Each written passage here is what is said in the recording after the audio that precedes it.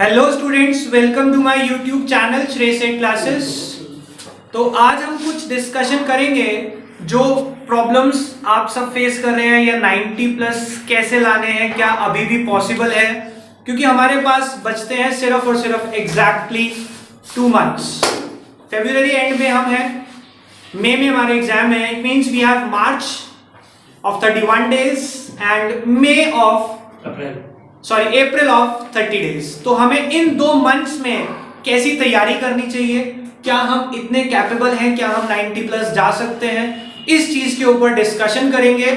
और हम बात करेंगे कि क्या क्या चीजें हमें करनी चाहिए। 3 to 4 स्टेप्स में हम ऐसी तैयारी कर सकते हैं कि हम अभी भी 90 प्लस जा सकते हैं। तो चलो स्टार्ट करते हैं इस वीडियो में कि हमें क्या करना है और क्या नहीं करना।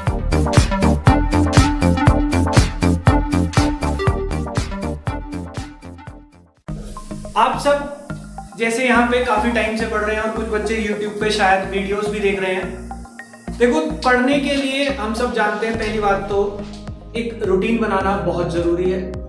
आप में से यहाँ पे काफी सारे बच्चे ऐसे हैं, मैंने आपको अभी बताया, जो 90 plus as per your mind deserve करते हैं। और वैसे मैं आपको फैक्ट बताऊं, जो बच्चा 12th लेवल तक आ गया उसमें सब बच्चे 90 प्लस डिजर्व करते हैं, क्योंकि हमारा 12th का सिलेबस बहुत थोड़ा सा है सीबीएसई के हिसाब से। आप लोगों को अभी हैवी लगता है क्योंकि आपका दिमाग उस तरह से डेवलप हुआ नहीं कि डेटा को हैंडल कैसे करना है। तो उसके बारे में भी डिस्कशन करेंगे हम। अभी स्टेप बाय स्टेप आगे बढ़ते हैं कि कैसे डेटा को हैंडल करना है, चाहे वो प्रैक्टिकल सब्जेक्ट हो चाहे वो थ्योरी हो। हम इसको 2 पार्ट में डिवाइड करेंगे। प्रैक्टिकल सब्जेक्ट कैसे एनालाइज करें सर, थ्योरी सब्जेक्ट कैसे एनालाइज करें। पहले मैंने आपको जैसे भी बताया कि कुछ बच्चे 90 प्लस डिजर्व करते हैं जिनका दिमाग सच में बहुत अच्छा है। वैसे तो सभी करते हो आप, बट कहीं ना कहीं कुछ बच्चे अपने दिमाग में सरेंडर कर चुके होते हैं कि सर मैं तो डिजर्व ही नहीं करता। उन्होंने अपने गोल्स पहले ही बहुत कम बनाए होते हैं, पर जब वो मेहनत करता है, एक स्टेप आगे बढ़ता है, तो उसे लगता है yes I can do much more than this. 70% 60% target था कुछ बच्चों का, आए 60 से 70 हुआ, अब 80 और फिर 90, धीरे धीरे बढ़ रहे हैं और तरीका भी यही है। अब कुछ बच्चे हैं मेरे पास जिनका दिमाग बहुत अच्छे से चलता है। लोकेश है, अंतरिक्ष अभी बताया, गगन, फैज, कुशाग्र ने इस लेवल पे आने के लिए मेहनत बहुत करी है। कई बार मैंने कहा, कई बार ये गलती करके अपनी गलती को रियलाइज करता है। कुछ बच्चे गलती करने के बाद भी रियलाइज नहीं करते, अरे छोड़ अगली बार देखेंगे। तो बेटा realization is also very important कि गलत कहाँ हो रहा है। तो आपको उसके लिए बहुत सारी चीजें देखनी पड़ती हैं। ये इसमें आपसे डिस्कस कर रहा था, जैसे कि एक बच्चा जो लास्ट वीडियो में हमने रिकॉर्ड किया था, मिस्टर आदित्य की, जिसकी हमने बात करी थी, उसका पेपर क्लियर हुआ था, उसको पोस्ट मिली थी किसकी, कांस्टेबल की। उसने मुझे कहा सर मैं ड्रॉप करता हूँ। मैंने कहा नहीं बेटा, गवर्नमेंट जॉब है, at least you should give an interview. और कह रहा नहीं सर मेरा मन है कि मैं एसआई की पोस्ट पे एटलीस्ट ज्वाइन करूं, क्योंकि सब इंस्पेक्टर एक अच्छी पोस्ट मानी जाती है। मैंने कहा बेटा इंटरनल प्रमोशन भी एक चीज होती है, आपको देने चाहिए, एटलीस्ट इंटरव्यू दे के आओ। पेपर आपने निकाल लिया है, लोग गवर्नमेंट जॉब के लिए कितने मेहनत करते हैं और आपका पहले अटेम्प्ट में निकल गया। वो इंटरव्यू वहां देने गया, उसने मुझे खुद बताया, कह रहा भैया कि पूरे जितने लोग सिलेक्टेड थे उसमें से मैं एक अकेला बच्चा ऐसा था जो 19 इयर्स में पेपर क्लियर करके वहां पे था। जब उन्होंने लिस्ट में, उसमें फिजिकल फिटनेस होती है, रेस होती है, रेस के लिए बच्चों को बुलाया, देखा सबसे पहले आदित्य को बुलाया। क्योंकि लिस्ट में देखा 19 साल का, उसे बुलाया, उसे क्या कहा कि बेटा आप अभी 19 इयर्स के हैं, यहाँ पे सब बच्चे 23 प्लस हैं, आप इनके साथ रेस करेंगे, ऑब्वियसली आप हारने वाले हैं, क्योंकि ये ऑलरेडी 2-2, 3-3 साल से रनिंग की प्रैक्टिस कर रहे हैं, रेगुलर टच में, और आप पढ़ रहे हैं। आपने अभी 12th पास करी, पेपर निकाला, इसका मतलब आप मेंटल प्रेशर झेल सकते हैं, फिजिकल प्रेशर आपको अभी हैंडल करना नहीं आता। उन्होंने कहा कि आप अपनी ग्रेजुएशन कहाँ से कर रहे हो, उसने कहा सर डीयू से। उन्होंने कहा ग्रेजुएशन पूरी करो, उसके बाद 3 साल बाद आप आए, आपको एक पेपर इंटरनल एग्जाम देना है और फिजिकल फिटनेस टेस्ट देना है, हम आपको एसआई की पोस्ट पे अपॉइंट करेंगे। समझ रहे हो बात को? अभी उसकी ग्रेजुएशन 12th अभी नहीं हुई और उसको एसआई की पोस्ट का ऑफर आ गया। This is what achievement is all about. जब वो मिलती है ना तो बहुत खुशी होती है, और उस अचीवमेंट के लिए कोई अलग से लोग नहीं आते आपको समझाने, या कोई पेरेंट्स अलग से बात नहीं समझाते, वही बातें होती हैं जो आप लोगों को समझाई जाती हैं। बस ये है कि कुछ लोग उसे समझ लेते हैं और कुछ इग्नोर करते हैं। यहाँ पे कुछ बच्चे अभी भी अगर मैं बात करूँ तो वो कहते हैं सर 70% आ जाए बहुत है, मुझे इससे ज़्यादा चाहिए भी नहीं। जबकि दिमाग की बात करी जाए तो दिमाग बहुत सारे बच्चों का बहुत अच्छा है। कुछ बच्चे थियोरेटिकली अच्छा कर रहे हैं, कुछ बच्चे प्रैक्टिकली अच्छा कर रहे हैं। ऑन एन एवरेज जो ओवरऑल अच्छा कर रहे हैं उनका मैंने आपको नाम बताया। कुछ बच्चे दूसरे बैच में भी हैं।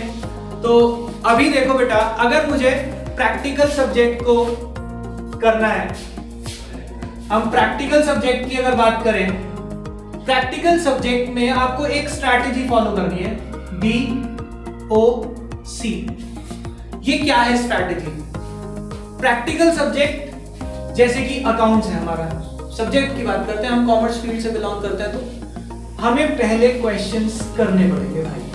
डू करके देखो, गलत होंगे ना, इलस्ट्रेशंस भी तो है बुक में, सैंपल पेपर नहीं आप लोगों के पास, सारी बुक्स हैं। पहले करो उसे, क्वेश्चन को पढ़ो, करो। गलत हो गया, ऑब्जर्व, कहां गलत हो रहा है उस पॉइंट को मार्क करो। ऑब्जर्व करने के बाद उसको दोबारा से करो।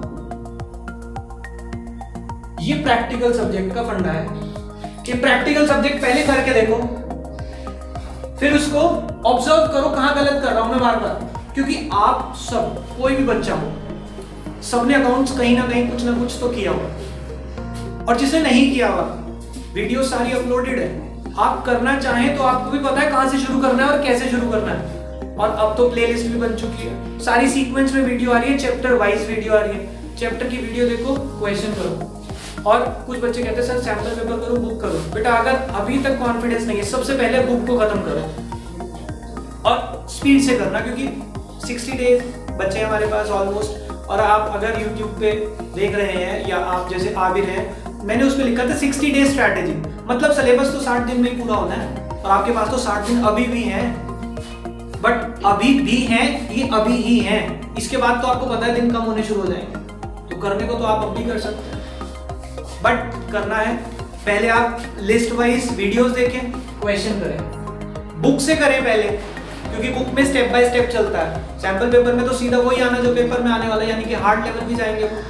तो पहले बुक से करें, गलत हो रहा है, इलस्ट्रेशन का आंसर है ना, उसे देखें, उसे ठीक करें कि गलती कहाँ हो रही है।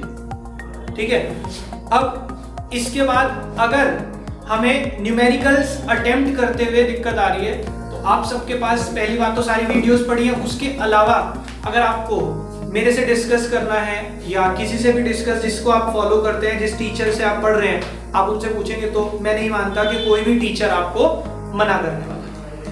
आप उसको करें। और दूसरा, जब आप पढ़ने बैठे, तो मैंने कई बार बताया, अगर थ्योरी सब्जेक्ट है तो आपको 45 और 15 मिनट्स की स्ट्रैटेजी बनानी है, या 40-10-10 की स्ट्रैटेजी बनानी है। आपको बताया था 40 minute study, 10 minutes revision, 10 minutes for summary for theory. Practical में सर क्या करें? आपने जो क्वेश्चन किया, आपको 3 स्टेप मिल गए, 40 मिनट में करें, 10 मिनट में देखें गलती कहां हुई है, और अगले 10 मिनट में उस गलती को करेक्ट करें अलग पेन से। Use different type of pens. Blue pen से करा, अगली बार गलत मिल गया, उसको रेड से सर्कल करो, क्योंकि रेड जो पेन कलर का होता है वो हमारी आईज सबसे जल्दी कैच करती है। उसको देखें, सर्कल करके वहां पे ठीक लिखें और रीजन लिखें कि मैंने क्या सोचा था और एक्चुअल में था क्या। जब तक आप अपने ऊपर काम नहीं करेंगे ना, तब तक कोई पावर आपको ठीक नहीं करा सकती लाइफ में कभी भी। तो इसलिए करना खुद नहीं है, आपके पास सारे प्रोसीजर नेट पे अवेलेबल है। और कुछ बच्चे कहते हैं सर 90+ जाने के लिए कुछ अलग करना है, कैसे कर सकते हैं? बेटा आप सब कैपेबल हो। 90+ जाने के लिए बस 2-3 चीजों का हमें ध्यान रखना होता है। उसके बारे में डिस्कस करने से पहले एक बात, ये तो प्रैक्टिकल के बारे में बताया, प्रैक्टिकल सब्जेक्ट कैसे करना है। अगर मैं बात करूं थ्योरी सब्जेक्ट को करने के लिए आपको 4S की स्ट्रैटेजी फॉलो करनी पड़ती है। 4S क्या है? 4S, सबसे पहले आप क्या करें, इसको काम को सिंपल करें। सिंपल मतलब अपने टारगेट रोज के फिक्स करें। जैसे मैंने कल आपको टेस्ट कहा था कि आज मैं थियोरेटिकली सुनूंगा आपसे, ठीक है, हर एक को बताया था कि भाई आप यहां तक करके आएंगे।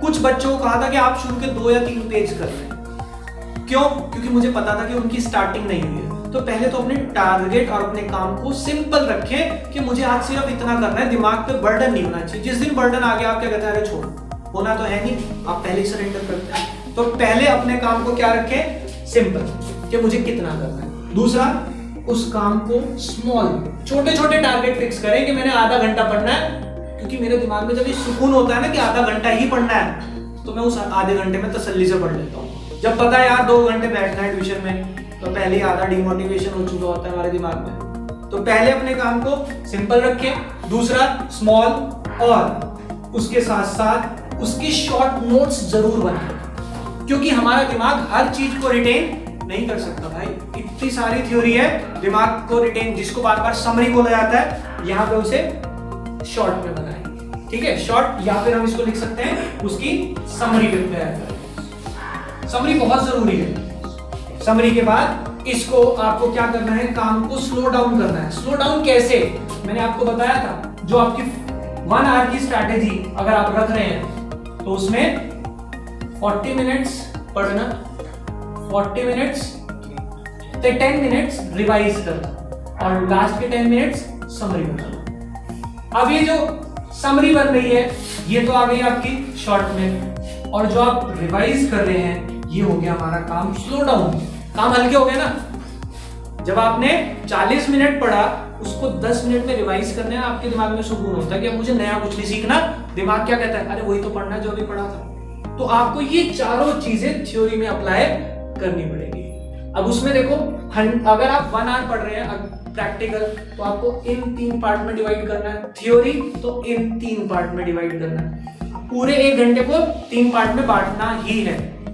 अब बात आती है सर कि मुझे अगर 90 प्लस जाना है तो मुझे अलग क्या करना है। बेटा पहली बात तो आपको अलग कुछ नहीं करना, आपको सिर्फ अपनी जिंदगी में डिसिप्लिन लेके आना है। कैसा डिसिप्लिन, कि मुझे रेगुलर पढ़ना है। जो बच्चे के 60 दिन है, इसमें मेरी ना तो कोई ऑफ हो कोचिंग का, और ना ही मेरा ऑफ हो सेल्फ स्टडी का। अब सर कोचिंग का टाइम तो सबका फिक्स है, कुछ बच्चे वीडियो से पढ़ रहे हैं, तो आप भी अपना टाइम फिक्स करें कि मैंने इस टाइम पे ही वीडियो देखनी है। ये नहीं कि कभी सुबह कभी शाम, एक शेड्यूल बहुत जरूरी हो जाता है। अब उसके बाद आती है सर सेल्फ स्टडी कब करें। देखो बेटा, हर बच्चे का दिमाग अपने हिसाब से चलता है। कुछ बच्चों को रूटीन है, आदत है बचपन से कि उनके पेरेंट्स सुबह जल्दी उठा देते हैं, सुबह का फॉलो करें। कुछ बच्चों को आदत है कि सुबह नहीं उठना जल्दी, सुबह तो बस मजबूरी वाले बिल्कुल एंड टाइम पे उठना है, तो वो रात को टाइम निकालते होंगे जरूर। तो आपको अपने दिमाग को जैसे वो कंफर्टेबल है वैसे पढ़ना है। बस एक चीज का ध्यान रखना है कि जब आप पढ़ने बैठे वो टाइम ऐसा होना चाहिए जब डिस्टर्बेंस ना होती हो। आप जहां पे पढ़ रहे हैं वहां पे डिस्टर्बेंस उस ड्यूरेशन में ना होती हो। देखो मैं कह रहा हूं कि कोई भी पर्सन, अगर हम बात करें, 2 तरह के होते हैं।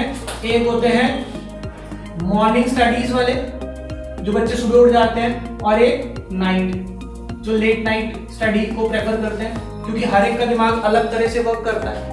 अगर आप मॉर्निंग वाले हैं, दोनों के बारे में डिस्कस करते हैं। सुबह जल्दी उठते हैं अगर आप, तो भाई 4-5 बजे तो बच्चा उठ जाता है जो जल्दी उठता है। सुबह उसे टाइम रखना चाहिए 6 से 9, क्योंकि ये एक ऐसा टाइम होता है जिस टाइम पे बाहर ज्यादा डिस्टर्बेंस नहीं होती। 9 बजे के बाद वो ऑफिस आवर्स और ये और वो शोर बढ़ जाता है। 6 to 9, फिर उसके बाद आपको टाइम मेरे अकॉर्डिंग जो रखना चाहिए, that will be from 2 to 6, क्योंकि इस टाइम पे भी शांति होती है।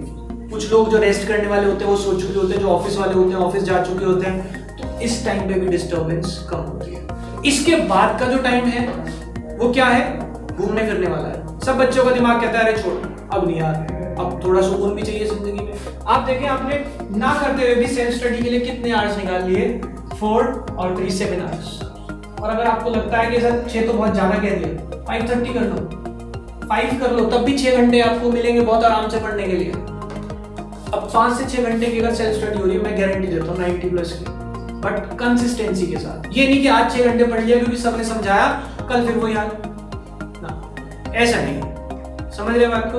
अब अगर कुछ बच्चे रात को पढ़ते हैं, देखो रात को मैं भी रात को ही पढ़ता था, जो फैक्ट है, मेरे को भी सुबह नहीं उठ सकता भाई, ये कमजोरी है, तो सुबह नहीं उठ सकते तो रात को पढ़ते हैं। रात को पढ़ने के लिए सबसे अच्छा टाइम क्या होता है, देखो बेटा 11 से 2, सबसे अच्छा टाइम होता है 2 बजे के बाद। तुम जितनी मर्जी कोशिश कर लो, नींद आनी शुरू हो जाती है, मन नहीं लगता पढ़ने में। 11 से 2 आपको मिल गए 3 घंटे। इसके बाद आप 2:30-3 बजे तक सोएंगे, क्योंकि एकदम बंद करते भी नींद नहीं आती। 3 बजे सोए, आप सुबह 9, साढ़े 9, 10 बजे उठे, 9, साढ़े 9 उठे, अपना रूटीन नहा धो के खाना वाना खा के आप फ्री हो गए।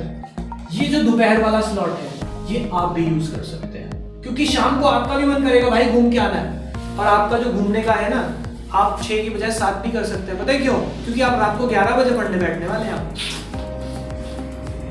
अब ये जो स्लॉट्स हैं, अगर मॉर्निंग वाला बच्चा है तो ये स्लॉट्स यूज करे, नाइट वाला है तो उसके पास मॉर्निंग की बजाय नाइट का स्लॉट आ गया, दोपहर का स्लॉट ऑलमोस्ट सेम होता है। पर कई बार अब जैसे मौसम आ रहा है, बच्चा कहता है सर इस मौसम में ना दोपहर को नींद बहुत अच्छी आती है। तो ह्यूमन टेंडेंसी है भाई, ह्यूमन नेचर है, नींद आनी तो बनती है। और कई बार मुझे बच्चे कहते हैं सर नींद का क्या करें? नींद में कोई प्रॉब्लम नहीं है भाई, जितना सो सकते हो सो।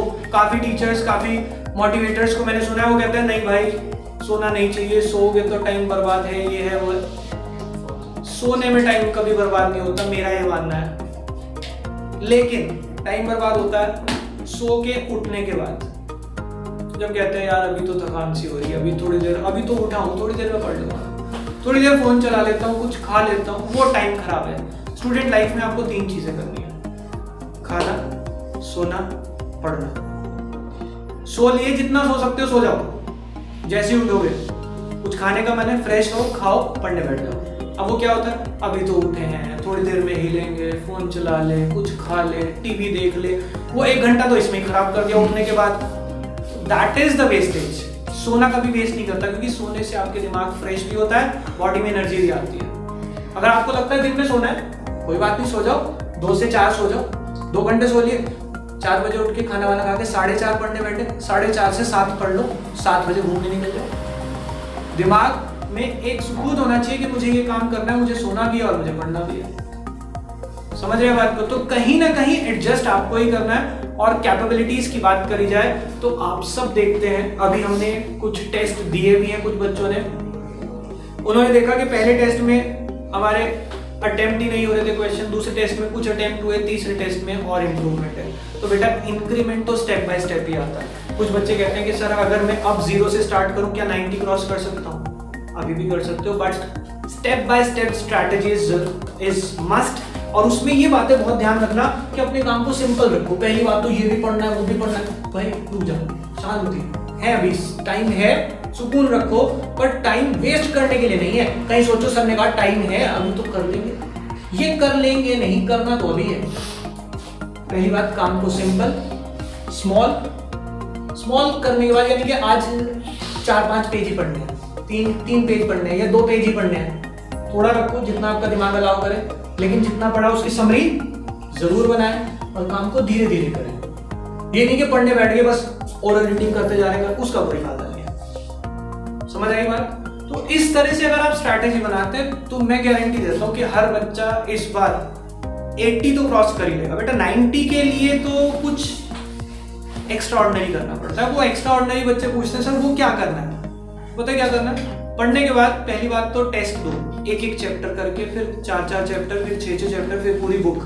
और जितने टेस्ट दोगे उतनी आपकी एफिशिएंसी बनेगी। जिन बच्चों ने टेस्ट दिया, कल जैसे अभी उत्कर्ष मुझे कह रहा था कि भैया मैं पेपर दे के आया तो ऐसा लगा कि यार पढ़ा हुआ तो सब कुछ है, अटेम्प्ट भी हो गया अच्छा खासा, पर अच्छे नंबर नहीं आने के। क्यों? क्योंकि अभी प्रैक्टिस की कमी है। 4-5 टेस्ट अगर हम कर लें तो हमें ऐसा लगेगा कि हाँ पेपर तो नॉर्मल चीज़ है, कोई उसमें इतना बड़ा टास्क नहीं है। बट सिर्फ उनके लिए जिन्होंने किया हो, और जिन बच्चों ने आज तक टेस्ट नहीं दिए, शेड्यूल नहीं बनाया, उनके लिए सच में बहुत बड़ी प्रॉब्लम होने वाली है। इसीलिए बार बार समझाने के लिए ये चीज़ें कंडक्ट करी जाती हैं। कोशिश करें कि आपकी जो भी प्रॉब्लम है मुझे बताओ, उसके ऊपर एक 10 मिनट 15 मिनट की वीडियो बना के कुछ सोल्यूशन शायद प्रोवाइड कर सके। और अगर सक्सेस आपको मिलती है तो उसमें मेरे को भी एक बेनिफिट है कि शायद मेरे फॉलोअर्स बढ़ जाए, वरना फिर हमें भी वही करना पड़ेगा। क्या ये आप हैं, ये हम हैं, ये हमारा बोर्ड है और हम पढ़ा रहे हैं। तो बेटा ऐसे फालतू की बातें करके हम भी व्यूज ले सकते हैं, बट हमारे को पढ़ाना जरूरी है, क्योंकि नंबर नहीं आएंगे तो बाद में कहेंगे ये सर है, ये हम हैं और हम पढ़ नहीं रहे हैं। तो फिर उसका क्या फायदा? रिजल्ट ही चाहिए और दुनिया सिर्फ रिजल्ट को ही पूछती है। तो प्लीज पढ़ लें एंड ऑल द बेस्ट, क्योंकि एग्जाम बहुत क्लोज हैं। तो प्लीज पढ़ाई शुरू करें, बाकी बातें करेंगे बाद में। अभी के लिए बाय बाय।